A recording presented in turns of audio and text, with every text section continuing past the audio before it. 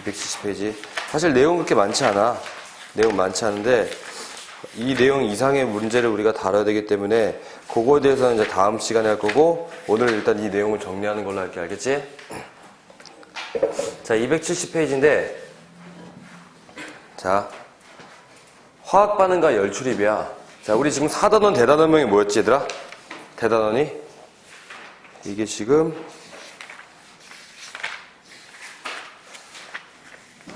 대단원명이,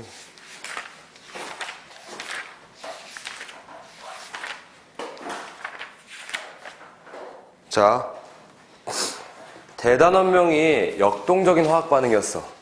그리고 그 역동적인 화학 반응에서 화학 반응의 동적 평형이라는 내용이 있었지. 그게 우리가 앞에서 배운 뭐지? 산염기였어. 근데 너네 선생님이랑 저번 주까지 풀었던 프린트 보면은 우리가 그 동적 평형에 대한 개념을 잘 썼어? 안 썼어? 안 쓰고 거의 산염기 중화 반응에 대한 이야기만 했었지. 왜냐면 이 동적 평형이라는 개념이 화투에서 넘어온 개념인데 그 단원 전체를 여기다 넣기에 너무 애매하니까, 너무 양이 많으니까, 그래서 그 동적 평형에 대한 개념은 쉬운 것만 내가 들어간 데 썼어. 맞지? 그래서 4-1의 주된 내용은 산염기 중화 반응이었었고, 그리고 자, 우리 4단원의 중단원 지금 두 번째가 단원이 뭐냐면 화학 반응에서 열 출입이야. 그러면 이 역동적인 화학 반응이라고 하는 단원에서는 산염기 반응과 산화원 반응인데, 산염기는 동적 평형이 플러스 알파로 동적 평형이 조금만 들어간 거고, 그 다음에 여기에서 지금 우리가 화학 반응과 열 출입이라는 단어는 산화원 반응에 열 출입 내용만 조금 들어가 있는 것 뿐이야. 알겠지? 그러면 이 화투에 해당하는 개념이 추가된 거는 사실 문제가 심화로 나올 게 별로 없어. 아마 해송 같은 경우는 이번 시험에 동적 평형 개념 좀 들어갔었는데 거기는 문제가 크게 어렵지 않았을 거야. 맞지? 거긴 쉬운 걸로 위주로 나왔고, 한데 여기가 산염기 중화 반응 저번 주까지 봐서 알겠지만 문제 상당히 어렵고, 그리고 여기 산화환원도 문제가 어려운 것들이 있어요. 그래서 그런 것들은 다음에 우리가 하고, 일단은 기본적인 이론을 정리하는 게 오늘 수업 내용이 될 거야. 알겠지? 자, 그러면 화학 반응과 열 출입. 자, 몇 페이지냐면 272페이지 와보자. 자, 272페이지인데, 자, 이 열 출입이라고 하는 거는 일단은 아웃라인 살짝 잡아줄게. 큰 내용이 별로 없어. 그러니까 우리가 지금 통합과학에서도 배운 내용이긴 한데, 만약에 봐보자. 우리 자, Fe2O3가 세 개의 일산화탄소를 만나서 철을 만들고 우리가 이산화탄소를 만들었다. 이거 산화원 반응이지. 맞지? 자, 우리 산화라고 한다는 건 정리 같이 해보자. 자, 산화는 산소를 얻는 거지. 그리고 환원은 산소를 잃는 거야. 그러면 여기서 산화원원을 따질 거면 얘 같은 경우는 반응물에서 생성물로 넘어가면서 어떻게 했다? 세 개의 산소가 없어졌네. 맞지? 그 요놈 같은 경우에는 일산화탄소가 이산화탄소가 됐어. 아, 그러면 얘는 세 개의 산소를 얻었지. 산소를 잃었으면 바로 뭐가 되는 거야? 환원. 자, 그리고 환원은 우리가 영어로 뭐라고 하냐면 리덕션이라고 하지. 그래서 앞에 RED를 따올 거고, 하나는 옥시데이션이야. 그래서 이렇게 우리가 이제 적도록 할게. 자, 그러면 얘는 산소를 잃었으니까 리덕션. 맞지? 그다음 산소 얻은 건 우리가 옥시데이션을 이야기할 수가 있지. 자, 그리고 산화원에서 가장 중요한 거는 동시성이야. 자, 앞으로 우리가 이 동시성에 착안해가지고 시험 문제까지 다 같이 가져갈 거야. 여기는 저게 다야, 동시성이. 알겠지? 왜냐면 산화 반응이 일어나면서 따라오는 게 환원 반응이고, 환원 반응이 오면서 따라오는 게 산화 반응이다 보니까 내가 산소를 3개 얻게 되면 산소를 3개 잃는 놈이 있게 되는 거. 알겠지? 동시성이 항상 제일 중요한 거야. 자, 그러면 얘 같은 경우는 지금 우리가 산소를 잃고 얻는 걸 우리가 산화환원을 이야기할 수 있는데, 자, 통합과학에서 이런 거 나오지? 마그네슘이 있었는데 얘가 구리 이가 플러스랑 반응해서 마그네슘 이가 플러스가 되고, 그 다음에 구리 원자가 됐대. 얘도 산화환원 반응이야. 근데 산소의 출입은 없는데 산화환원 반응을 이야기할 거면 뭐에 대한 개념이 있어야 된다? 전자에 대한 개념이 있어야 되는 거지. 아, 그러면 전자를 잃어버리는 게 산하고 전자를 얻는 게 환원이 되는 거야. 자, 그러면 여기서 자, 마그네슘을 이쪽으로 할 때 전자를 어떻게 했어? 잃어버렸지. 맞지? 몇 개만큼? 2개의 전자만큼 잃어버렸네. 그럼 전자를 잃어버렸으면 산화 반응이다, 환원 반응이다? 산화 반응이다. 우리가 이야기할 수가 있지. 맞지? 자, 그 다음에 여기에서 보면은 구리는 전자를 얻었지. 그럼 전자를 얻었으면 뭐가 됐다? 환원 반응이 되는 거 이야기할 수 있어. 자, 앞에서 산화원은 동시성, 산소를 3개 얻었으면 산소를 3개 잃는 것도 있고, 전자를 2개 잃었으면 전자도 2개 얻어야지 뭘 얘기할 수 있다. 바로 이 동시성을 이야기할 수가 있게 되겠지. 맞지? 자, 그러면 산화원은 항상 동시성이 일어나야 되는데 이런 게 있어. 자, 이런 거. 자, 그리고 요 내용을 본격적으로 들어가기 전에 이제 여기선 산화수가 들어갈 거고, 자, 여기는 산화원원이 중점적인 내용이었는데 뭐가 추가됐댔지? 열 출입이 추가됐댔지. 맞지? 자, 열 출입이 추가됐을 때 보면은, 자, 얘 같은 경우 봐보자. 이거 무슨 반응이야? 연소 반응이지. 탄소를 산소랑 만나게 해서 이산화탄소를 만들어버린 거잖아. 연소야. 불태워버린 거지. 그럼 내가 주변에서 어떻게 느낀다? 따뜻하게 느끼겠지. 맞지? 그러면 이 반응이 일어나면 일어날수록, 여기서 지금 반응이 일어났어. 그 반응이 일어나는 거 우리가 개라고 하거든. 이 화학 반응식을. 자, 그러면 이 개에서 탄소랑 산소가 만나서 어떻게 했어? 이산화탄소가 되면 어떻게 된다? 주변에 따뜻한 열을 받겠지. 맞지? 그럼 주변 같은 게 어떻게 된다? 온도가 올라간다. 그러면 에너지는 보존되는 거니까 얘가 가지고 있던 에너지는 어떻게 된다? 내려가겠지, 에너지 값이. 그럼 얘는 어떻게 된다? 온도가 낮아지겠네. 이게 사실은 화학 반응식에 다 들어가 있어. 다 들어가 있는데 우리가 그걸 표시하지 않았을 뿐이야. 자, 대표적인 예로 자, 요게 있지. 자, 전기 자동차 다음에 바로 수소 자동차 시대가 올 거라고 우리나라에서 요즘 많이 투자를 하고 있는데, 이게 수소 자동차의 원리지. 왜냐면 환경오염 물질이 나오지 않는데 뭐 생산물은 뭐밖에 없으니까? 물밖에 없으니까. 그리고 수소기체랑 산소기체가 만나서 물을 만들면서 얘가 자동차 갈 수 있대. 자동차가 그냥 갈 수 있어? 뭐가 필요해? 에너지가 필요하지. 에너지는 결국엔 뭐야? 열이지. 맞지? 자, 그러면 얘 같은 경우는 수소랑 산소랑 만나서 바깥으로 어떻게 했다? 열을 바깥으로 뿜었다는 거야.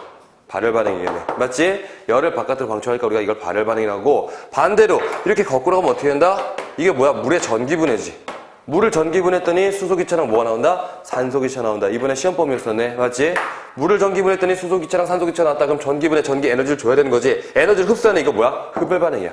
요거에 대한 그냥 간단한 개념만 너네가 들어가 있는 게 여기에 새로 추가된 내용이고, 그 다음에 조금 더 플러스 알파 해가지고 열의 측정 방법. 오늘 그것까지만 하면 돼. 알겠지? 근데 이거는 플러스 알파야. 앞에서 우리가 동적 평형에 대한 개념이 살짝 그냥 들어갔던 것처럼 이 산화원원 반응에다가 그냥 흡수하거나 들어가고, 더 중점적인 뼈대는 뭐가 된다? 산화환원이 되는. 내가 다시 설명하도록 하고, 자, 일단 우리가 하는 거는 산화라고 하는 건 산소를 얻고 전자를 잃어버리는 거, 환원은 산소를 잃고 전자를 얻는 게 환원이었었지. 그러면 가장 중요한 거는 얘가 얻는 거랑 잃는 숫자가 똑같은 동시성이 가장 중요하다는데, 산화환원 한번 따져보자. 자, 산화환원 따질 거면, 자, 이거 내가 여기서 산소를 얻었어. 그럼 산소를 얻었으니까 산화가 된 걸 이야기할 수 있지. 맞지? 산소 잃어버린 거 없어. 산소 잃어버린 거 이쪽으로 가볼까? 이렇게 하면 산소를 잃어버려서 얘가 뭐 환원 반응 이렇게 생각할 수도 있겠지만, 이게 지금 무슨 식이었어? 연소식이었어. 다시 말하면 이건 뭐다? 불태워버린다는 거야. 그럼 불태워버렸으면 불태워버린 물질을 다시 되돌릴 수가 있다 없다? 이건 절대로 불가능하다고. 맞지? 그럼 동시성을 이야기할 수가 있어 없어? 없지. 그러면 산소에 대한 개념을 설명하지 불가능할 때 누구로 왔다? 우리가 전자로 왔지. 맞지? 그럼 얘를 전자에 대한 개념으로 설명해 보도록 할게. 자, 전자에 대한 개념을 할 건데, 전자 잃고 얻은 거 우리가 어떻게 할 거야? 얘 구조식을 통해서 한번 봐보도록 하자. 자, 탄소가 있는데 얘는 산소랑 산소가 있네.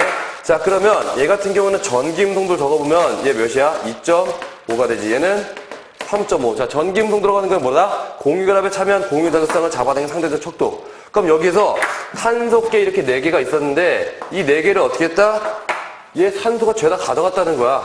그럼 얘 전자 몇 개 얻었어? 전자 2개를 얻었고, 얘 전자 2개를 얻었고, 얘 몇 개 뺏겼지?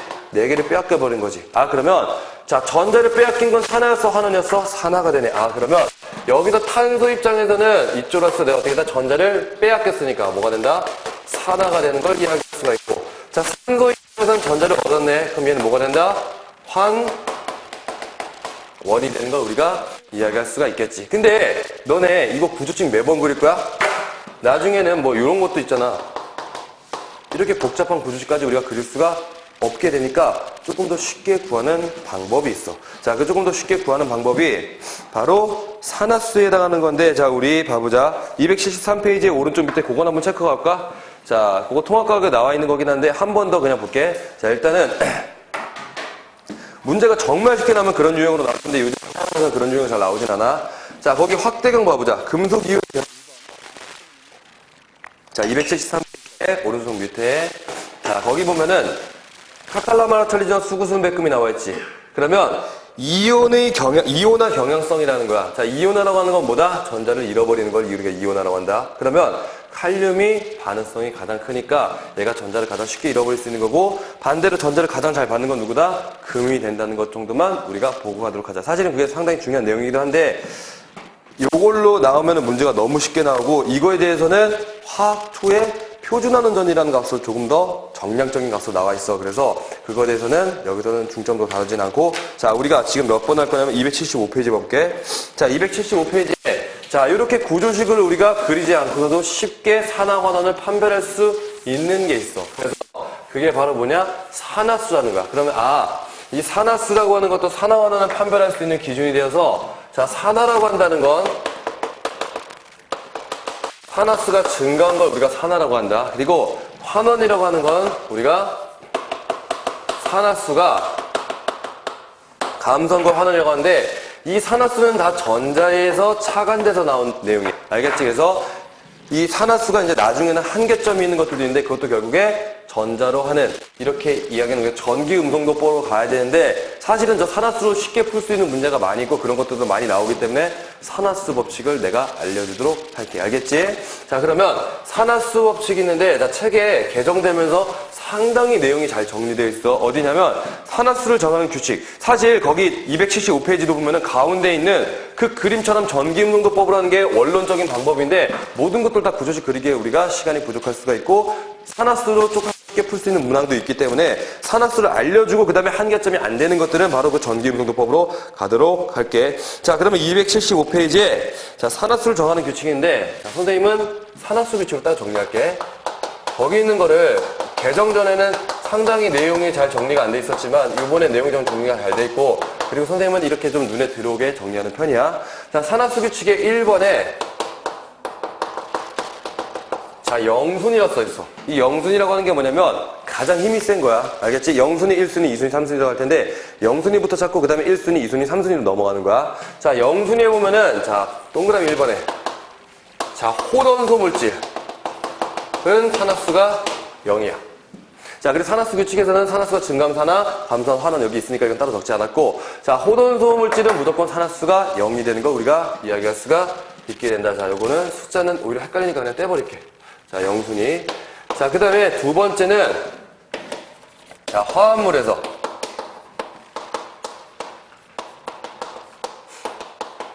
자, 산화수의 합 또한 뭐가 된다? 바로 0이 되는 걸 이야기할 수 있지. 자, 호돈소라고 하는 거 우리가 뭐야? 나트륨 이런 것들, 그 다음에 헬륨 혹은 산소가 O2, N2 이런 것들 우리가 호돈소 물질이라고 하는데 얘들의 산화수는 다 뭐야? 0이라는 거야. 자, 화합물은 두 가지 이상의 원소가 만나서 이루어진 순물질을 이야기하지. 어떤 거? NaCl. 그럼 얘들의 산화수의 합은 무조건 0이 되는 거고, H2O 얘도 산화수의 합이 0이 되는 거, C3 HA 얘들의 산화수의 합도 모두 다 0이 돼야 된다는 걸 이야기하는 거지. 자, 그러면 세 번째 봐보자. 세 번째에서는 이온의 전하량 자체가 곧 뭐가 된다?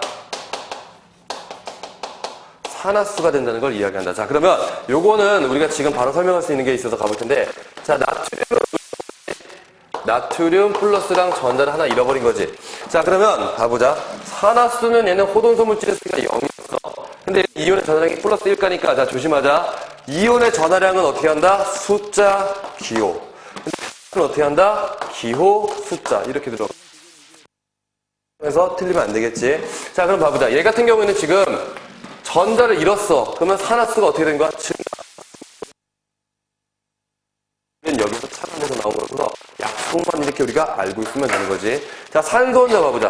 산소는 내가 안정한 이온이 되면 O2 이가 마이너스. 맞지? 자, O 이가 마이너스면 여기 전자를 두 개 받았네. 아, 그러면 얘 같은 경우는 산화수가 호돈소니까 0이었었는데, 자, 얘는 뭐가 됐어? 이온의 저자량이니까 마이너스 2가 된 거지. 산화수가 증가, 감소?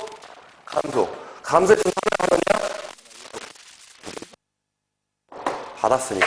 알겠지? 그래서 이온의 전항 자체가 곧 산화수가 되는 것도 우리가 이야기할 수 있는 게 바로 세 번째 내용이 되는 거지. 자, 그러면 우리가 0순위 내용은 지금 다 설명이 끝난 거고 1순위로 넘어가도록 할게. 자, 그 다음에 이제 힘이 센 건데, 자, 1순위. 자, 1순위 같은 경우에는, 자, 1번. 1쪽 금속 원소가 있어.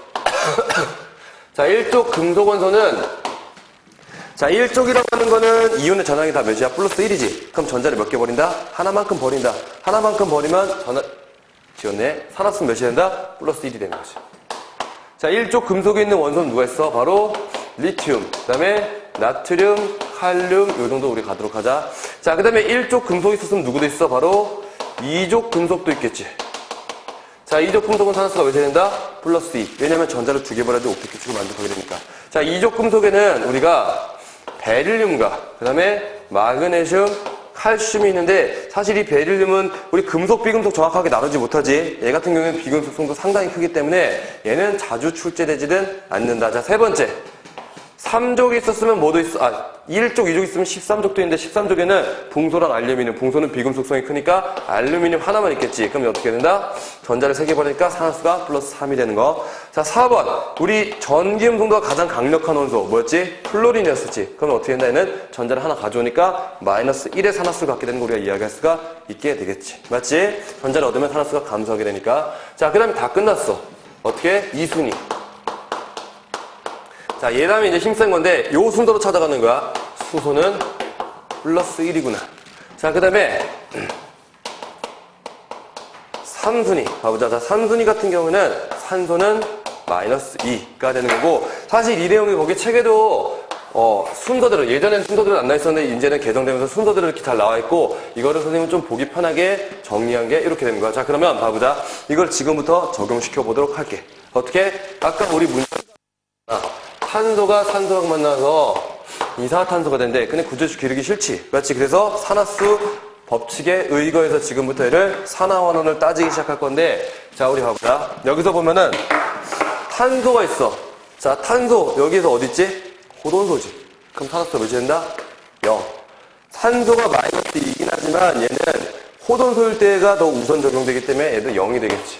맞지? 자, 얘는 뭐야? 두 가지 이상의 순물질이, 두 가지 이상의 원소가 만나서 되는 순물질이니까 화합물이 0이 되는 화합물입니다. 그럼 여기서는 우선순위 누구야? 탄소 없지. 그럼 누구? 산소네. 맞지? 그럼 어떻게 된다? 마이너스 2. 계산해서 마이너스 4로 쓸 수 있지만 각 원자마다 우리가 잃어버린 개수를 봐야 되고 나중에 우리가 한계점에서 그거에 대해서 전기음성도법이 들어갈 거야. 자, 그러면 각 원자 걸로 갈 테니까 우리가 원자가 지금 마이너스 2개만큼 잃어버렸다고 하자. 자, 그러면 마이너스 4니까 0을 만큼 플러스 4가 되겠지. 맞지? 자, 그럼 여기서 산화수가 증가한 건 누구야? 탄소가 산화수가 증가했으니까 얘가 어떻게 된다? 산화가 된 거고, 자, 산소는 산소가 감소했으니까 어떻게 된다? 우리가 환원이 되는 걸 이야기할 수가 있게 되겠지. 맞지? 자, 또 그 다음 거 봐보자. 자, 그 다음 거 보면은, 우리 아까 썼던, 자, Fe2O3랑 3CU가 있고, 2Fe2가 있고, 그 다음에 3CO2가 되는 반응이 있었지. 자, 그럼 얘도 화합물의 합은 0이니까, 산수 0. 자, 그 다음에 우선순위에 철이 없지. 근데 산소가 있으니까 마이너스니까 마이너스 6이 돼서 얘는 플러스 3이 돼야지 곱하기 해서 플러스 6을 만들 수가 있겠지. 맞지? 자, 그 다음에 여기서 화합물의 합은 0이 되는 거고, 마이너스 2, 플러스 2가 되는 거고, 호돈소네. 그럼 어떻게 돼? 산화수는 0이 되는 거 이야기할 수가 있겠지. 자, 그 다음에 0이 되는 거고, 마이너스 2가 되고, 마이너스 4니까 플러스 4가 됐네. 그러면 여기서 산화한 거를 우리가 찾아보면은, 자, 산화한 거는 탄소가 산소가 증가했네. 그럼 어떻게 했다? 얘가 산화되었구나. 그 다음에 여기 있는 철이 산화수가 어떻게 했다? 바로 우리가 감소했구나. 그래서 얘가 환원이 된 거. 이런 식으로 우리가 적용을 시킬 수가 있게 되는 거지. 맞지? 자, 그러면 사실 얘는 엄청나게 많은데 그거는 너네가 문제에서 풀어가면서 하는 게 나을 거여서 이 법칙을 계속 적용하면서 이번 과제를 해야 돼. 자, 그러면 산화수 규칙에서 스킬이 있어. 자, 스킬이 있는데 이게 산화수를 쓸 때 상당히 유용한 거야. 그럼 이 스킬과 그 다음에 한계점도 같이 이야기할 텐데, 자, 이 스킬 같은 게 뭐냐면 첫 번째, 호돈소가 포함되어 있으면, 자, 이렇게 쓸게. 자, 무조건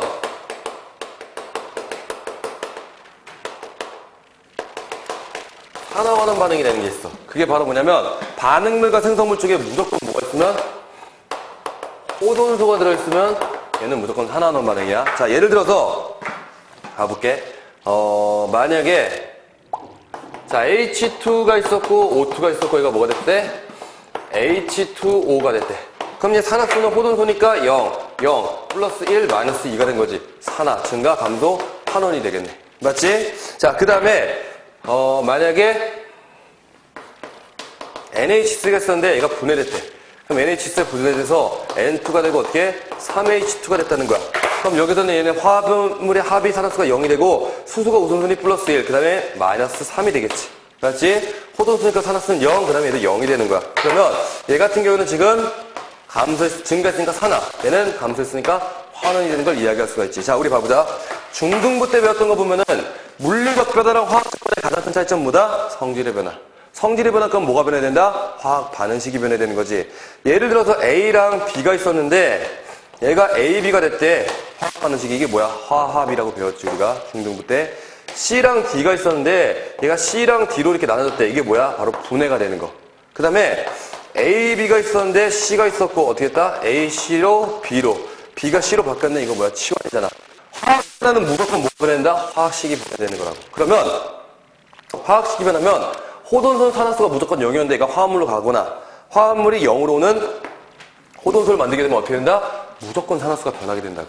알겠지? 그럼 객관식에서 만약에 이렇게 나올 수 있지. 물되긴 한데 여기 뭐 하나만 고르시오. 그럼 뭐만 찾으면 되는 거야? 호돈소 물질만 찾으면 되는 거지. 맞지? 호돈소 물질만 찾으면 얘는 무조건 하나하나 반응이 되겠네. 왜? 화학적 변화는 화학식이 변하니까.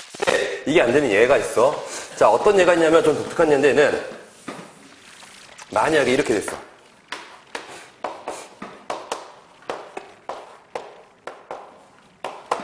오존층 생성되는 거. 산소가 오존으로 바뀌었지. 이런 예도 있겠지. 근데 많이 나오진 않아. 얘도 어떻게 된다? 0. 얘는 산화환원 반응이 아닌 다른 반응이 되는 거지. 맞지? 자, 이런 예 외도 있으니까 참고로 알아두도록 하고. 자, 이건 스킬이야. 문제 풀 때 좀 편한 거. 자, 두 번째. 무조건 산화환원 반응이 되지 않는 게 있어. 자, 봐보자. 선생님은 남자지, 누가 봐도. 근데 나를 여자라고 하면은 말이 안 되는 거잖아. 맞지? 그런 것처럼 화학 반응 안에서도 무조건 산화하는 반응, 무조건 산화하는 반응이 아닌 것들이 있어. 자, 봐보자. 우리 지금 4단원 대단원명은 뭐였냐면 역동적 화학 반응이야. 그 역동적 화학 반응인데 그 역동적 화학 반응의 첫 번째 뭐랬어? 바로 첫 번째 게 뭐지? 산염기 중화 반응이지.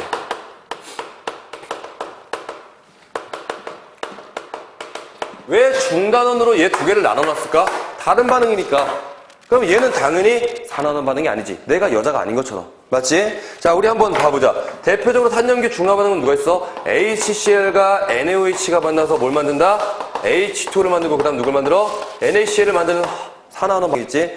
염산과 수산화트륨이 만나서 물을 만들고 염을 만드는 거. 자, 그러면 우리 여기 산화수 한번 따져보자. 산화수 따지면 야, 화합물의 합은 0이니까 플러스 1, 마이너스 1이 되는 거지. 맞지? 자, 그 다음에 여기서도 0이 이거 다 0이야. 1쪽 금속 있지? 나트륨. 그럼 얘는 어떻게 된다? 플러스 1. 그 다음에 우선순위 누가? 수소. 플러스 1, 마이너스 2가 돼서 화합물의 합을 0을 만들 수가 있겠지. 맞지? 자, 그 다음에 여기선 플러스 1, 그러면 마이너스 2가 되지 0이 될 수 있고, 자, 플러스 1, 마이너스 1. 자, 산화수 변한 게 있어? 없어? 없단 말이지. 내가 여자가 아닌 것처럼 얘도 산화하는 반응이 아니야. 분류가 다른 거야, 카테고리가. 알겠지? 얘는 산염기 중화 반응이 되는 건 무조건 산화하는 반응이 아니게 된다가 되는 거 첫 번째 하나. 자, 그 다음에 봐보자. 또 어떤 게 있냐면 뭐 산화하는 반응이 아닌 것들은 여러 가지 했지만 우리가 여태까지 배웠던 거 범위 안에서 육안으로 좀 확인하기 쉬운 게 누가 있냐면 만약에 HCl이 있었어. 근데 얘가 AgNO3랑 만났대. 그래서 뭘 만들었냐면 AgCl을 만들었어. 그 다음에 HNO3를 만들었지. 자, 산화수 한번 따져보자. 자, 플러스 1. 그 다음에 마이너스 1. 자, 이거 어떻게 할까요? 산소밖에 없는데. 자, 이런 것들이, 자, 여기야. 만약에 너네 봐보자. CuCl2. 얘도 산화수 구할 수가 있거든? 근데 우리 우선순위 봐보자. 호돈소도 아니고 화합물의 합은 일단 0인 거 알 수 있네. 이온의 전하량이라고 하는데 일단 얘는 우리가 당장 이온은 보이지 않아. 1족 금소, 2족 금소, 알루미늄, 플루린 여기 있어? 없어? 없어. 더구나 수소랑 산소도 없단 말이지. 그럼 얘 산화수 어떻게 구할 거야? 그럴 때 우리가 어디에 착안해서 가야 되냐면 바로 여기. 자, 이거 얘들아, 우리 금속이랑 비금속인 염소가 만났네. 이거 무슨 결합이야? 무슨 결합? 자, 승석 무슨 결합이야? 지금 멈춘 거 아니야? 준영아 이거 무슨 결합이야? 그 이온 결합이잖아. 그럼 이온 결합은 누구? 양이온과 음이온이 만난 거지. 그럼 얘는 몇 가 플러스야? 2가 플러스야. 1가 마이너스지. 그러면 이온의 전항 자체가 그럼 뭐가 된다? 산화수였다는 거지. 맞지? 그럼 얘는 뭐야? 산화수가 플러스 2, 얘는 마이너스 1로 이렇게 가게 되는 거야. 알겠지? 자, 그런 것처럼 얘도 구할 수가 있지. 이거 뭐야? AG 플러스랑 NO3 마이너스잖아. 그럼 어떻게 된다? 플러스 1이 산화수가 되는 거고, 여기에서 산소가 마이너스 2니까 마이너스 6. 그럼 마이너스 1을 만들 거면 플러스 5가 되겠지. 맞지? 자, 그 다음에 여기 플러스 1, 마이너스 1. 얘 H 플러스 마이너스 2, 그 다음에 NO3 마이너스니까 플러스 5. 자, 이거 산화수 변한 게 있어, 없어? 없지. 자, 이거는 다른 반응이야. 우리 AgCl이 뭐지, 얘들아? 앙금. 우리가, 자, 스킬로 가는 거야, 지금. 앙금 생성 반응 같은 경우에는 어떻게 된다? 산화 반응이 아닌 다른 반응이 되는 거라고. 알겠지? 분류가 다른 거야. 그래서 이런 것들은 우리가 스킬로 가지고 있으면 문제 푸는 속도가 확실히 빨라질 수 있게 되는 스킬을 지금 알려줬고, 자, 그 다음에 산화수의 한계점을 알려줄게. 자, 산화수의 한계점을 보여줄 텐데, 그 한계점 들어가면 결국에는 우리는 뭘로 들어가야 되냐면 바로 전기무성분법으로 가야 돼. 자, 대다수의 문제는 이렇게 좀 쉽게 나올 거야. 이렇게 풀 수 있게. 근데 한계점 들어가는 문제는 우리가 전기무성분법을 들어가야 되는 거, 지금 이 한계점을 예로 보여줄게. 자, 프로페인이 있어. 그럼 얘는 산소랑 연소시켜서 3몰의 이산화탄소 만들고, 그 다음에 4몰의 H2를 만들었다. 자, 그러면 연소 반응이니까 이거 무조건 하나 나오는 반응이겠지. 그리고 우리가 배운 스킬을 지금 바로 쓸 수 있네. 뭐가 있어? 호돈수가 있지. 호돈수가 있으면 이건 무조건 뭐다? 하나 나오는 반응이 되는 거잖아. 왜? 얘 지금 산화수 몇이야? 호돈수니까 0이지. 그럼 이쪽으로 가면 얘는 마이너스 2, 마이너스 2가 되는 거니까 이거 무조건 환원되는 게 있으면 동시성이기 때문에 누구도 이따 산화되는 것도 있어야 되는 거라고. 화학 반응식은. 맞아? 그럼 얘는 무조건 산화하는 반응이 산화수가 조금 애매하거든. 자, 봐보자. 일단 얘는 마이너스니까 플러스 1이 되겠지. 마이너스 4니까 플러스 4가 되는 거고, 자, 화합물의 합은 0인데 탄소 없지, 수소가 있으니까 플러스 1인데 얘 0을 만들 거야. 그럼 여기 몇이어야 돼? 마이너스 3분의 8. 이런 게 있어, 없어? 없단 말이지. 맞지? 그러면 이거는 산화수로 구할 수가 없기 때문에 뭘로 가야 되냐면 전기음성도법으로 가야 돼. 자, 전기음성도법으로 하면 어떻게 한다? 얘 구조식을 그릴 수 있겠지. 3단원 내용을 바탕으로. 자, 그럼 탄소가 있고, 탄소가 있고, 탄소가 있고, 여기에 수소, 수소, 수소, 그 다음에 수소, 수소, 그 다음에 수소, 수소, 수소 원자가 이렇게 있네. 자, 탄소의 전기음성도는 2.5가 되고, 수소의 전기음성도는 2.1이 된다. 자, 그러면 얘 탄소 봐보자. 얘 탄소를 보면 지금 수소한테 전자를 3개 뺏었겠지.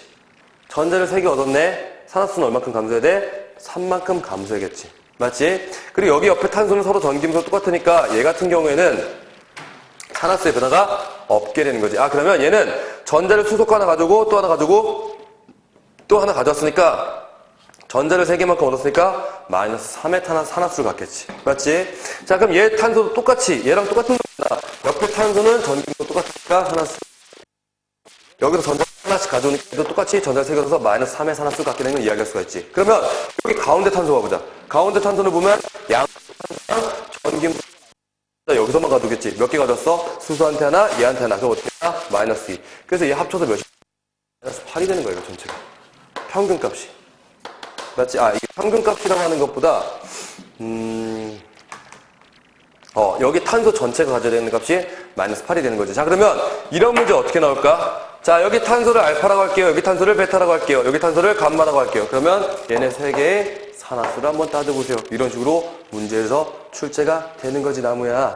맞지? 자, 그러니까 지금 여기에서는 산화수를 일단은 우리가 기본적으로 알고 있어야 되는데 산화수 판별하기 좋은 거야? 산화원원은 판별하기 좋은 거야. 맞지? 그러면 산화원원이라고 하는 건 결국에 산소는 산화는 플러스 마이너스 2 산화수 증가가 되고, 그리고 이 전자에 대한 개념으로 우리가 들어가려면 사실 이런 구조식을 그리는 게 정석인 방법인데, 우리 현 교육과정에서는 여기 안에서 아직은 문제가 차관돼서 많이 나오기 때문에 이거를 우리가 문제를 풀면서 익숙하게 가고, 그 다음에 지만 한계점은 알고 있어야 되는 거, 이거 일단 필기하고서 그 다음 내용 넘어가도록 할게. 자, 필기 시작하도록 하자. 정신 차리고.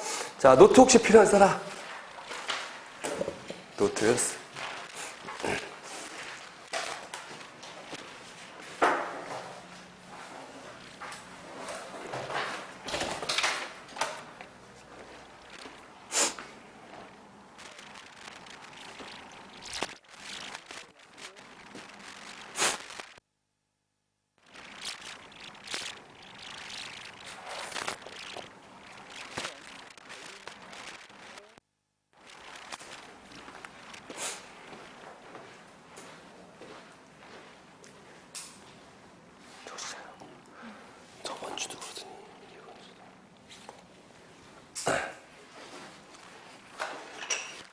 혜정아, 우리 저번 주에 수업은 심화 문제 풀이었거든. 그때 산념기.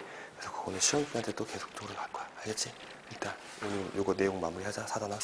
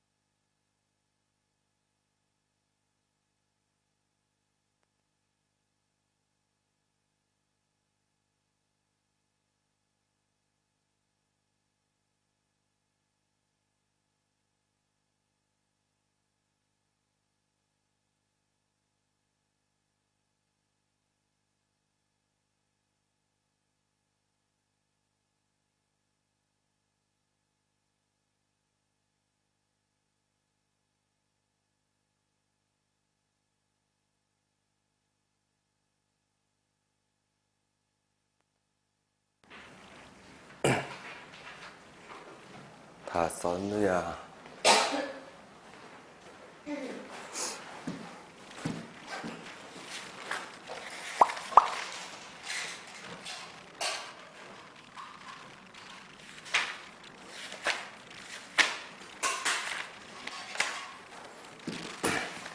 자, 이제 내용 2개 남았는데 시험에 더 많이 나오는 거 먼저 할게. 시간이 부족할 수도 있으니까.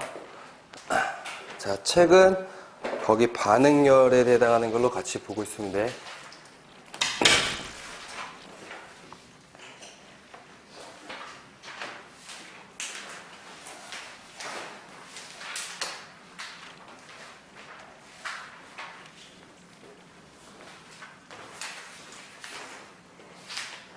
거기. 몇 페이지냐면 284페이지랑 5페이지 거기 설명하도록 할게. 사실 내용 별거 없어, 거기. 지금 화학2의 내용이 살짝 들어간 거라서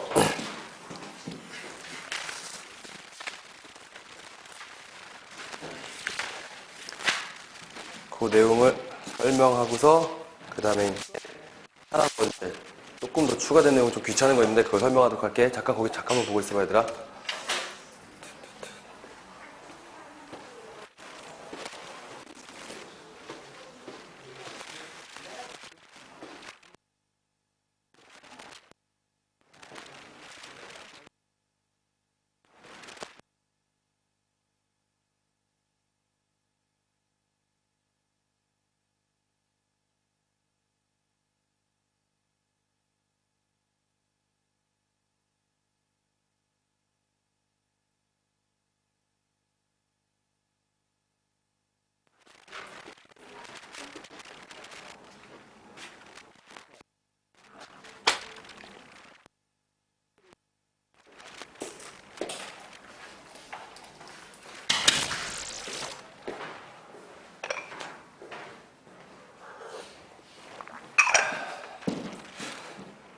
자, 이 화학 반응식들이 우리가 봐봐.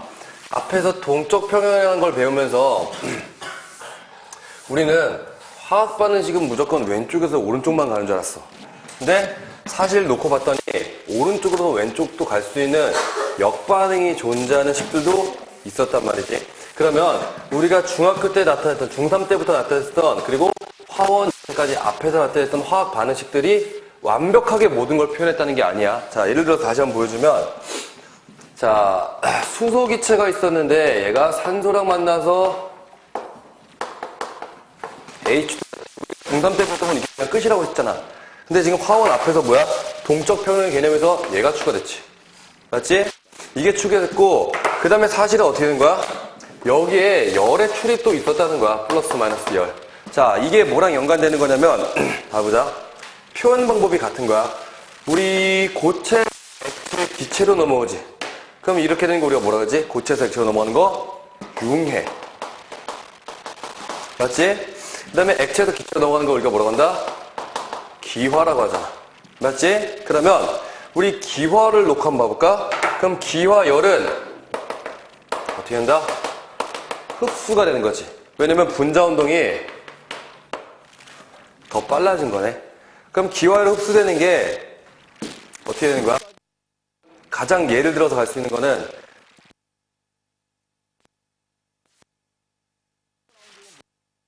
워낙 주변에 열이 많으니까. 이 추운 게 뭐야? 내 몸이 달라붙어 있던 수분이 어떻게 된 거지? 증발하면서, 증발할 때 뭐가 필요해? 에너지가 필요하잖아. 그럼 그 에너지를 주변에서 어떻게 한다? 뺏어오는 거지. 그 뺏어온 에너지가 누가 주변이 내 몸이 되니까 내 몸은 추위를 느끼게 되는 거니까, 주변은 온도가 낮아지게 되는 걸 우리가 이야기할 수 있지. 그러니까 추워서 우리가 겨울철에 하게 좀 몸이 건조해서 바디 귀찮아. 그럼 어떻게 되는 거야? 얘 같은 경우는 기화열을 흡수. 나는 에너지가 높아진 거야. 근데 주변에 어떻게 했다? 에너지가 낮아졌다고. 이걸 어디다가 화학 반응식에 넣어보자. 자, 우리가 관심을 갖고 있는 걸 개라고 하거든. 자, 그럼 개는 뭐야? 지구계, 식물계, 인간계 이런 것들이 있지. 우리 화학에서 지구계나 태양계 이런 게 관심 있을까? 아니, 우리 화학 반응식 하나만 관심 있어. 얘는. 화학적 변화가 일어나면서 어떤 성질의 변화가 일어날까? 이게 탐구하는 게 우리가 화학이잖아. 맞지? 그러면 우리한테 걔는 우리가 관심사는 바로 이 뭐다? 화학 반응식이 되는 거야. 그럼 이 화학 반응식에서 어떻게 된 거지? 자, 여기서 만약에 이쪽으로 넘어갔어. 그러면 얘는 내가 가지고 있는 에너지는 이렇게 넘어갈 때는 에너지는 낮아지네. 근데 주변의 에너지는 높아지게 되니까 이걸 동력 수두성차의 원리가 되는 거지. 맞지? 자, 만약에 그럼 우리 이렇게 가보자. 자, 우리 액체에서 고체로 넘어가는 거 봐볼까? 자, 액체에서 고체로 넘어가는 거 너희 중등부 때 교과서 이렇게 써있지? 어떻게? 이글루나 에스크모에서 하는 이글루에다 막 물을 뿌린대.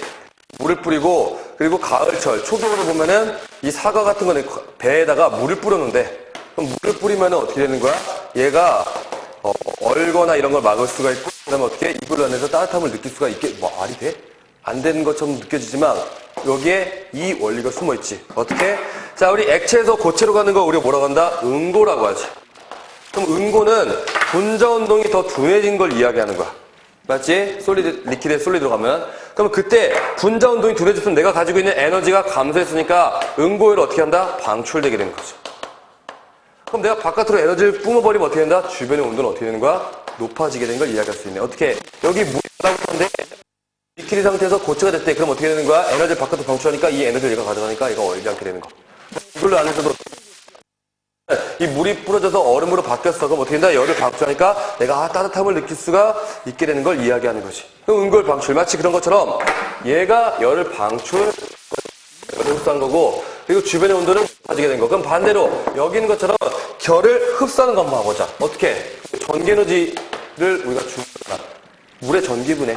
그럼 에너지를 주게 된다? 내가 주변에 에너지가 떨어지겠지. 얘한테 에너지 줬으니까. 그럼 어떻게 된다? 얘는 에너지가 증가하게 되는 거 우리가 이야기할 수 있게 되는 거야. 그러면 우리가 이 실생활에서 중등부 때 배웠던 열, 무슨 열 흡수 주변 온도는 낮아진다. 무슨 열 어디 적용시킬 수 있다? 화학 반응 시간에 적용시킬 수 있는. 원래는 표현이 있는 건데 우리가 표현하지 않았던 것 뿐이야. 알겠지?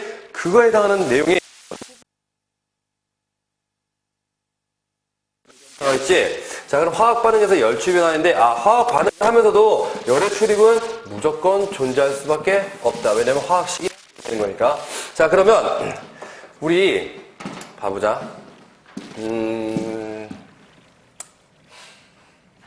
자, 이거를 화학2의 개념을 빌려서 설명하도록 할게. 화학2의 개념. 근데 그렇게 어렵진 않아. 아주 인트로니까 어차피 화학2 때 다시 배울 거니까 그 용어를 우리가 그때 낯설지 않도록 익숙해지자고 지금 가르치는 건데, 자, 우리가 관심 갖는 걸 개라고 해. 그리고 개 주변의 것은 우리가 무조건 주위가 되는 거지. 주위가 되겠지, 맞지? 자, 주위가 되는데 우리한테 관심 갖는 이 개는 무조건 뭐가 된다? 화학 반응식이 된다 했었어. 자, 무조건 화학 반응식이 우리가 관심을 갖는 개가 된다는 거. 자, 그러면 이 화학 반응식이 반응하면서 어떻게 된다? 열을 흡수하거나 열을 방출하면 주변 온도가 높아지고 낮아진 걸 이야기할 수가 있지. 자, 그러면 우리 여기에서 개가 갖는 내부 에너지를 우리가 뭐라고 하냐면 엔탈피라는 표현을 써. 얘가 가지고 있는 에너지를. 그리고 걔를 약자로 뭐로 쓰냐면 우리가 H로 나타낼 거야. 내부 에너지는. 자, 그 다음에 주위가 갖는 에너지는 반응열로 우리가 표현할 거야. 그 반응열을 우리가 Q로 나타낼 거지. quantity of heat을 이야기하는 거야. 알겠지? 그러면 얘는 Q로 나타내서 우리가 이제 용어는 두 가지로 정리할게. 자, 주변에 있는 에너지는 우리가 Q로 나타내고 내부 에너지는 우리가 H, 엔탈피로 나타내게 될 거야. 자, 근데 우리 봐보자.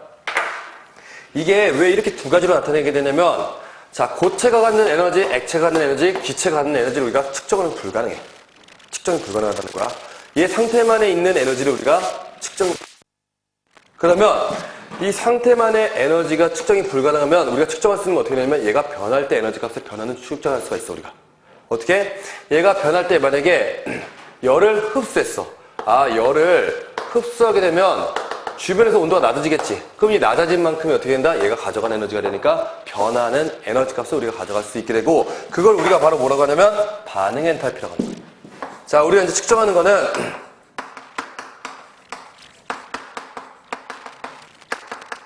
이 반응 엔탈피 값을 측정하게 될 거야. 자, 그래서 우리 거기에도 봐볼까? 거기도 보면은 284페이지 봐보자. 자, 284페이지 거기 메뉴에 펴볼까? 반응물과 생성물이 있었지. 그 반응물과 생성물이 있었는데 그 반응물에 해당하는 에너지랑 생성물에 해당하는 에너지 우리가 측정이 불가능해. 거기 이제 측정한 것처럼 되어 있긴 하지만 이건 절대로 불가능한 거야. 그래서 얘들이 변화하는 에너지를 열 방출된 걸 가지고서 우리가 얘가 얼만큼의 열을 방출했거나 우리가 알 수 있게 되는 거고, 그게 바로 반응 엔탈피야. 반응하면서 나올 수 있는 엔탈피 변화량. 자, 그 다음 밑에 보면은 반응물의 에너지가 더 낮았고 생성물로 가면서 에너지를 흡수하게 돼서 열을 흡수했구나, 얼만큼의 에너지를 흡수했구나 우리가 알 수 있게 되는 거죠. 자, 그러면 그 두 가지 용어가 바로 뭐라고 하냐면 우리가 흡열 반응, 발열 반응이라고 이야기한다. 자, 그러면 첫 번째 발열 반응이 있어.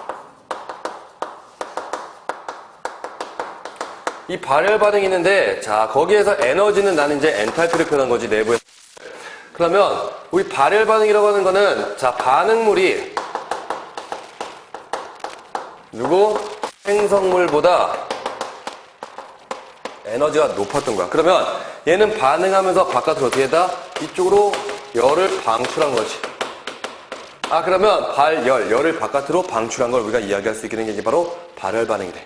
알겠지? 자, 발열 반응이 되면, 자, 우리 특징 봐보자. 자, 주변 온도. 어떻게 될까? 플러스. 점점 높아지게 되는 거 우리가 이야기할 수가 있겠지. 얘가 열을 받고 있다는 거야, 주변에서. 맞지? 자, 그 다음에 두 번째, 뭐가 있냐면, 흡열 반응이 있어. 자, 흡열 반응 같은 경우 보면은, 자, 붙이게 되면, 자, 이쪽이 반응물이었었고 이쪽으로 생성물이 되면서 엔탈피 값이 증가했지. 그럼 내가 에너지는 생산은 불가능해. 갖다가 쓸 수는 있지만 변화는 가능하지만, 그럼 주변에서 어떻게 한다? 열을 내가 흡수하게 된 거지. 그러면 자, 주변 온도는 어떻게 된다? 낮아진다. 이게 끝이야, 여기서 내용에서. 그리고 이게 이제 문제에서 나올 텐데 나는 표현을 조금 다른 걸로 할게. 워낙 내용이 작으니까. 자, 그러면 우리 284페이지에 거기 가운데 있는 발열 반응의 예를 봐보자. 자, 염산과 수소아톰이 반응하는데 이거 무슨 반응이야? 중화 반응이지. 맞지? 중화 반응하면 무슨 열이 나? 중화열이 나오겠지. 맞지? 자, 아연과 염산이 반응했대. 얘도 열이 바깥으로 방출되는 거. 그 다음 메탄 연소. 불태워버리는 거지. 무조건 우리가 주변에 따뜻함을 느끼니까 어떻게 된다? 얘는 바깥으로 방출할 수 있는 발열 반응. 어떻게 된다? 자, 우리 철이 있었어. 100% 먹히는 건 아니지만 이건 웬만하면 먹혀. 화학에서 에너지가 많은 걸 좋아해? 적은 걸 좋아해? 적은 게 안정화도 좋아하고 있지. 맞지? 그럼 당연히 적은 쪽으로 가려고 하겠지. 적은 쪽으로 가려고 하는데 철은 가만히 냅둬도 어떻게 된다? 산화가 돼버린다고. 이거 스스로 선택한 거야. 왜? 이게 더 안전한 거니까. 맞지? 그러니까 안전한 산화하는 쪽으로 가버리게 되면 어떻게 했다? 내가 가지고 있는 에너지를 바깥으로 방출한 거지. 그럼 어떻게 된다? 얘는 발열 반응의 예로 하나 이야기할 수가 있게 되겠네. 자, 285페이지 봐보자. 흡열 반응 봐볼까? 자, 흡열 반응을 보면은 거기 오른쪽 봐보자. 자, 열을 흡수하는 거야. 뭐 탄산수 나트륨과 얘 열분해. 열분해로 갔다는 건 뭐야? 열을 줬다는 거지. 맞지? 자, 그리고 수산화바륨과 거기 질산화물 그거 한번 별표칠까? 그거는 문제도 잘 나올 수 있으니까 그거는 암기하고 하는 게 좋아. 수산화바륨과 나무야 별표 쳐도 돼. 그거 어차피 교사님이니까. 별표 쳐. 알겠지? 막 다 죽으면 안 돼? 정신 차리고. 자, 수산화바륨과 그 다음에 질산 암모늄의 반응은 흡열 반응이지. 이게 어떻게 된 거냐면 봐보자. 여기 나무 판자가 있었어. 나무 판자가 있었는데 이 나무 판자에다 뭘 뿌려놓은 거냐면 여기다 물을 뿌려놨어. 물을 뿌려놓고 여기에다가 삼각 플라스크를 갖다 씌워놓고서 어떻게 한다? 수산화바륨, 질산 암모늄을 집어넣지. 그럼 얘가 열을 흡수한대. 열을 흡수하면 어떻게 합니까? 얘 물에서 열을 뺏어온 거지. 그럼 물이 차가워지네. 물이 뭘로 변해? 맞지? 어떻게 되는가? 탁 접착이 돼가지고 얘가 같이 딸려 올라가게 되는 걸 이야기할 때 많이 나와. 그게 그 상황 자체를 알고 있으면 문제 풀 때 도움이 될 거야. 자, 그 다음에 질산암모늄 용해랑 광합성. 당연히 뭐지? 빛을 갖다 대는 거지. 그럼 빛도 에너지니까 열을 흡수해서 얘는 흡열 반응으로 이야기할 수 있게 되겠지. 맞지? 자, 그래서 흡열 반응과 발열 반응의 예까지 우리가 봤는데, 자, 이게 내용이 잘해서 너무 내용이 없어서 내가 엔탈피 개념으로 조금 더 설명하도록 할게요. 자, 엔탈피 개념인데, 자, 봐보자. 내가 마지막에 궁극적으로 뽑고 싶은 건 뭐냐면, Q는 마이너스 델타 H였다는 거야. 이게 중등부 때 배웠던 거 문자로 바꿔놓은 거, 이 봐보자. 솔리드에서 융의 방출. 그러면 주변의 온도는 높아지네. 그러면 우리가 그러면 얘는 플러스겠지. 맞지? 그럼 얘네들이 같아야 된대. 지금 이게 Q값이 주변 열이잖아. 아까 내가 반응력 주변 값이었었지. 그럼 얘랑 부호가 같을 거면 얘가 마이너스 붙이고서 여기에 방출됐으니까 이 값이 작아졌을 때 서로 어떻게 된다? 플러스가 되는 걸 우리가 이야기할 수가 있겠지. 맞지? 자, 그 다음에 만약에 이쪽으로 왔어. 이쪽으로 왔으면 음고열. 융열 흡수였었지. 흡수.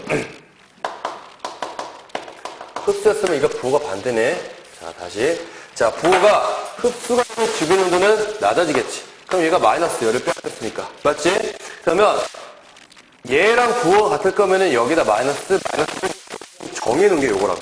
알겠지? 자, 그 다음에 준용. 그래서 음고열, 흡수야 방출이야, 준용아? 방출. 자, 음고열 방출하게 되면 온도는 높아져, 낮아져? 온도가 높아지지. 그럼 얘가 어떻게 된다? 플러스. 그럼 플러스고 얘가 같게 될 거면 그냥 플러스 해도 되는데 약속을 여기다 어떻게 얘가 플러스였지. 그리고 얘가 마이너스에서 마이너스를 해가지고 플러스로 이렇게 같이 해놓은 게 바로 여기 내용인데 이걸 우리가 어떻게 하냐면 자, 공식이 있어. 자, 이 반응 엔탈피는 반생반이야. 자, 이 반생반이라고 하는 건 반응 엔탈피. 우리가 엔탈피 그 물질에 해당하는 값을 측정은 불가능했었어. 그래서 변화량을 측정하는 거고 그 변화량을 측정하는 게 바로 이런 과정. 그리고 화학 반응에서는 화학 반응식에서 반응물과 생성물로 넘어가면서 에너지가 반하는 걸 얘기하는 건데 그걸 우리가 반응 엔탈피라고 하는데 이 반응 엔탈피는 바로 뭐가 되냐면 시그마. 생성물의 엔탈피의 총합. 시그마 총합이지. 맞지? 그 다음에 시그마 하고서 누구? 바로 반응물의 엔탈피의 총합을 이야기한다. 자, 그럼 봐보자. 얘 보면은 자, 봐보자. 우리 이 공식에다 한번 대입해보자. 자, 생성물의 엔탈피 총합은 작고 반응물 엔탈피 총합이 큰 거지. 작고 크지? 그러면 작은 거에서 큰 걸 뺐으니까 어떻게 된다? 여긴 델타 H가 0보다 작다가 되겠지. 자, 화학2에서는 발열 반응을 어떻게 표시하냐면 발열 반응은 델타 H가 0보다 작다 이렇게 표시할 거야. 알겠지? 자, 그러면 우리 흡열 반응 봐보자. 흡열 반응을 보면은 지금 생성물의 엔탈피 총합이 더 크지? 그 다음 어떻게 된다? 반응물 엔탈피의 총합이 더 작은 거니까 얘 같은 경우 이게 바로 어떻게 된다? 바로 0보다 크게 되는 걸 이야기할 수가 있겠지. 그럼 어떻게 된다? 이게 바로 흡열 반응에 해당하는 또 다른 표현이 되는 거 우리가 있고 내가 엔탈피랑 이야기하는 거야. 이게 원한 내용이었고 그 다음에 화학투에서 이 연합 여기서부터 시작하는 거거든요. 그래서 저 용어 자체가 처음에 나쁘게 좀 가지 않는 애도 있을까봐 저걸 지금 같이 설명. 그 다음 페이지 보면 286페이지인데 자, 열의 측정을 갑자기 하기 시작해. 자, 열의 측정을 하는 거는 뭐냐면 봐보자. 결국에 화학 반응 시간에서 반응 엔탈피 값이 변한 걸 측정하고 싶어. 어떻게? 내부 에너지가 변한 거, 화학 반응하면서. 근데 아까 우리 뭐였어? 그 물질 에너지 값도 측정 불가능해. 변하는 걸 통해서 가져오는 거야. 주변의 온도 변화를 통해서, 반응을 통해서 가져오는 거지. 근데 이 공식 진짜 신기하게 우리가 언제 배웠던 거냐면 이미 중등부 때 배웠던 공식이야. 뭐냐면 Q는 CM 델타 T가 되는 거지. 이거 중등부 1학년 때 우리가 배웠던 거야. Q는 CMT. CMT인데, 자, 여기서 Q는 바로 뭘 얘기하는 거야? 열량. 아, 그럼 얘가 열량의 변한 값을 통해서 어떻게 한다? 우리가 내부 에너지가 어떻게 변했구나 화학 반응하면서 우리가 거꾸로 추적하는 거. 이런 공식에 의해서. 자, 그 다음에 얘는 뭐지? 비열. 이 되고 얘는 질량. 델타 T니까 뭐가 된다? 바로 온도 변화가 되는 거 우리가 이야기할 수가 있게. 자, Q는 CMT에서 우리가 같이 보고 갈 게 있는데, 자, 거기 봐보자. 일단, 우리 비열에 해당하는 거 정의 다시 한번 짚고 가자. 자, 비열에 해당하는 정의는, 이제 너네가 문제 풀다 보면 단위를 좀 틀리는 경우가 많은데, 자, 열량에 해당하는 정의부터 봐볼까? 자, 열량은 뭐야? 열의 양이지. 단위는 뭐지? 줄, 혹은 칼로리. 이런 게 나오겠지.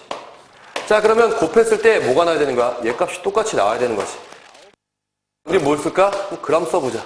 맞지? 그러면 온도는 뭐야? 도씨. 여기서 질량은 만약에 킬로그램 썼다. 그럼 어떻게 된다? 얘는 도씨 이렇게 나갈 텐데, 자, 우리가 킬로그램은 잘 사용하지 않아서 얘는 그냥 그램으로 가버릴게. 자, 그러면 결국에 여기 뭐만 남아야 되는 거야? 줄만 남아야 되는 거지. 여기는 결국에 뭐만 남아야 된다? 킬로줄. 너네가 요거 잘 못 봐가지고 틀린 경우가 많은데 그게 다 여기서 실수가 나오는데, 자, 우리 비열이라고 하는 건 뭐냐면 정의가 어떤 물질 1g에 1도씨 올리게 필요한 열량. 근데 그거 간편한 게 바로 뭐냐면 단위가 중요한 거야. 자, 단위를 가보자. 어떻게? 줄 퍼 그램 도씨. 어떤 물질 1g을 1도씨 올리게 필요한 열량을 우리가 비열이 되는 거지. 그러면 여기서 계산할 때 어떻게 된다? 그램 지어지고 도씨 지어지면 어떻게 된다? 줄 이렇게 가버리면 되겠지. 맞지? 우리 마치 1단원에서 몰농도 계산할 때도 단위가 상당히 중요했던 것처럼 여기도 단위가 상당히 중요한 거 알겠지? 왜냐면 이게 여기서 너네가 실수가 나올 수가 있게 되는 거거든. 자, 그러면 준용아. 자, 우리 비열에 대한 단위가 뭐였어?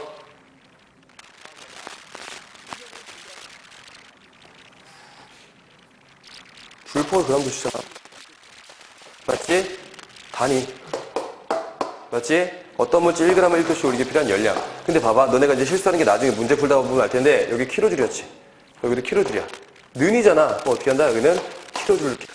근데 문제에서는 줄로 줄 때도 있고, 킬로줄로 줄 때도 있고, 킬로그램, 그램으로 줄 수 있으니까, 그거 잘 구분 지어서 가도록. 자, 그러면 지금 비열에 있어. 자, 설명했는데, 자, 비열은, 봐보자. 다시 한번 정리해주면, 자, 비열 같은 경우에는 어떻게 되는 거냐면, 줄 퍼 그램 도씨가 된 거야. 자, 근데 비열보다 디테일하지 못한 게 바로 뭐냐면 연용량이라고 합니다. 자, 연용량이라고 하는데 왜 이렇게 노래? 정신 차려. 정신 차려. 알겠지? 지금 내가 좀 진도를 빨리 이거 오늘 안에 끝내려고 좀 잘못한 거 나는 것이긴 하지만 그래서 더 집중해야 돼. 자, 그러면 봐보자. 이 연용량이라고 하는데 이 연용량은 얘보다 못한 거야. 뭐? 그램을 빼버린 거라고. 얘는 어떤 물질을 1도씨 올리기 필요한 열량. 얘는 어떤 물질을 1도씨 올리기 위해서 누구? 1g을 1도씨 올리기 필요한 열량값을 이야기하지. 자, 그러면 얘네들도 우리가 공식화해서 정리할 수가 있네. 어떻게?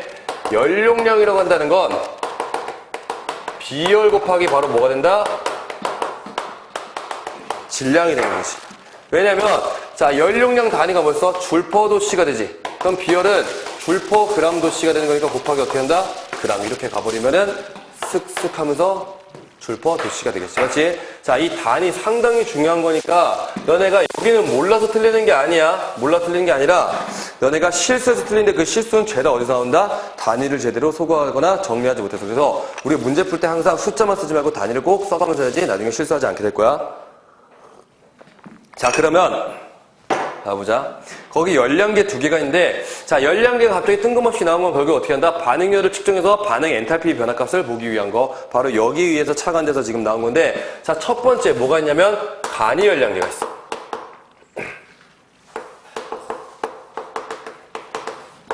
자, 간이 열량계는 말 그대로 어떻게 했다? 대충 만든 거야.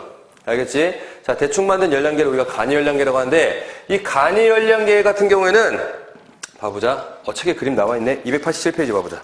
자, 오른쪽 위에 보면은 거기 열량계거든, 그게. 근데 그거 흰색으로 지금 되어 있는 그 용기가 뭐냐면 스타이로폼이야. 말 그대로 어떻게 했다? 대충 만든 거라고. 알겠지? 자, 대충 만들었으니까 어떻게 한다? 정확한 열량을 측정할 수가 없겠지. 오차가 항상 존재하는 게 간이 열량계야. 자, 그럼 간이 열량계. 자, 이거 그림을 한번 그려보면 그냥 끝나. 자, 그럼 여기 스타이로폼 이렇게 있지. 스타이로폼이 있고 여기다 뭘 채우냐면 물을 채워놨어.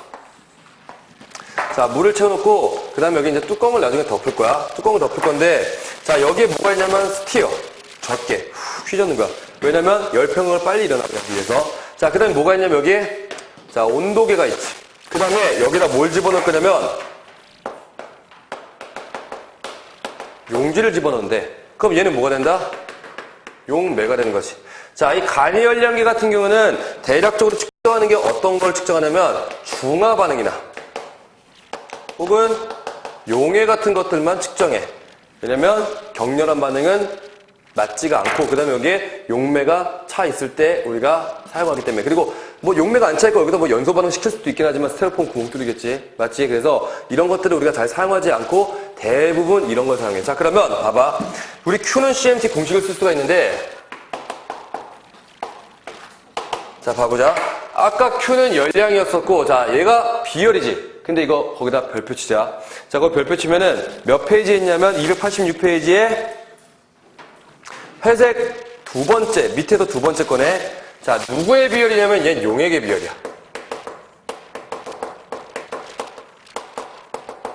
자, 그 다음에 얘는 누구의 질량이냐면 용액의 질량이야. 이건 뭐 더 설명할 필요도 없지. 왜? 이 그림 자체에서 지금 이미 얘기가 나와 있잖아. 용매를 넣고 그 다음에 거기 뭘 넣었다? 용기를 지금 집어넣었다고. 맞지? 그럼 얘는 어떻게 된 거다? 용액으로 바뀌어버린 거지. 그러니까 용액의 비열과 용액의 질량으로 우리가 들어가서 얘를 측정하게 되는 게 바로 간이 열량인데 사실 얘 같은 경우에는 정확한 측정값을 가져올 수가 없어. 자, 그리고 봐보자. 우리 이 열량계가 왜 나왔냐면 결국에 이 반응하면서 중화 반응하거나 용해 반응했을 때 걔에 해당하는 내부 에너지 변화값을 보기 위한 거지. 맞지? 그러면 자, 거기다 밑줄 치자. 자, 그 회색 네모에 보면은 방출하거나 흡수한 열량 그리고 용액이 얻거나 잃은 열량이 같다고 되어 있는 거야. 아, 그러면 결국에 이 반응 안에서 이 반응이 일어나면서 얘가 방출하거나 흡수한 열량을 용액이 얻거나 잃은 열량 결국에 누굴 얘기하는 거야? 이 틀 안에서 지금 이야기하고 있는 거야. 내부 에너지 변화는 결국에 주변의 열량의 변화를 초래하게 된다. 여기서 지금 이야기하고 있는 거 알겠지? 자, 그래서 Q는 CMT로 이야기할 수가 있게 되는 거죠. 그 다음 두 번째. 자, 여기는 칠판이 작으니까 여기다 이렇게 이어서 그릴게. 자, 이어서 그리는데 이렇게 그래도 구간은 나오자. 자, 두 번째가 뭐냐면 통열량계야. 자, 얘는 얘보다 좀 비싸. 스타이로폼은 아니기 때문에. 왜냐면 바깥에 뭐가 있냐면 단열재로 둘러싸여 있어.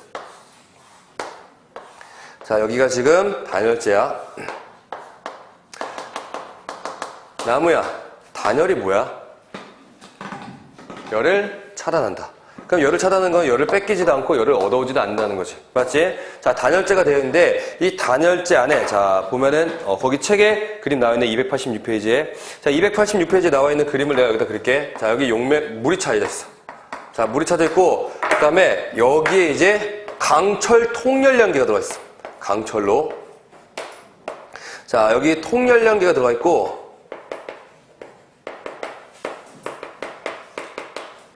자, 여기서 이제 반응을 하겠지. 그럼 여기 이제 온도계도 또 있어. 자, 온도계도 있고, 열평을 빨리 하기 위해서 스티어도 같이 적혀있지. 젖게. 프로펠러 같은 거 얘기하는 거야. 자, 그 다음에 여기 뭐가 있냐면, 점화 플러그가, 여기는 이제 점화선이라고 적혀있지.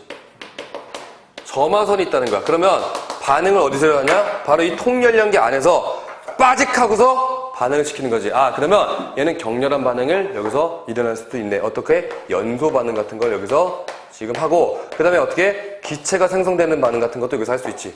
여기서 만약에 기체가 생성됐어. 용매에다가 내가 용지 집었는데 기체가 퐁 생겼대. 그럼 어떻게 하는 거야? 스타로폼 뚜껑에다가 어떻게 한다? 다 새나가겠지.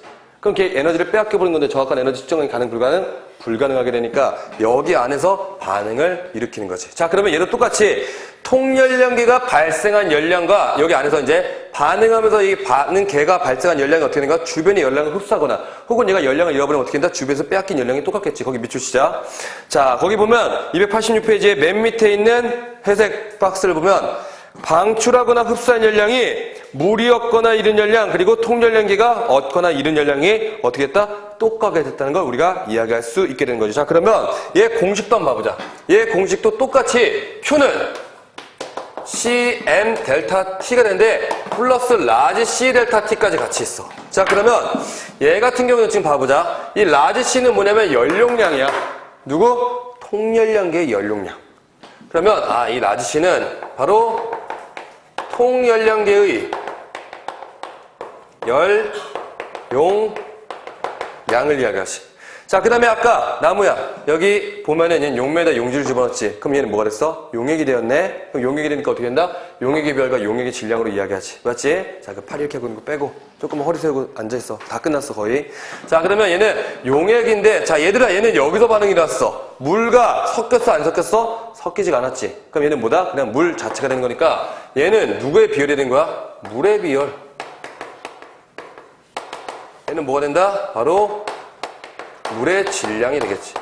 자, 그럼 만약에 내가 반응을 해서 딱 반응시켰어. 그러면 열이 났네. 만약에 발열이 일어났어. 그럼 발열이 일어났으면 이때 어떻게 되는 거야? 이 통열량계, 강철 통열량계를 따뜻하게 만들고 그 다음에 어떻게 한다?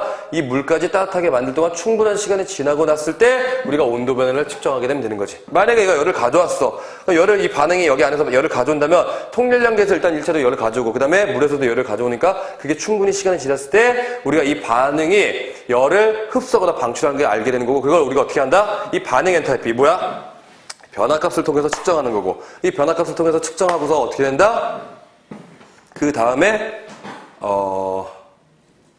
변화값을 통해서 측정해야 됐을 때 그러면 그 변화값이 뭐가 되는 거야? 결국에 이 반응 열의 변화값을 계산하고 나면 화학 반응에서 일어난 에너지 변화값을 우리가 가져올 수 있게 되는 게 바로 여기의 내용이 되는 거지. 알겠지? 자, 그러면 여기까지 내용 설명이 사실 하나 더 남긴 남았는데 그거는 아마 다음 시간에 문제로 풀면서 내가 질문을 받으면서 같이 하도록 할게. 알겠지? 자, 하나 남은 내용은 뭐냐면 반응계수 맞추기야.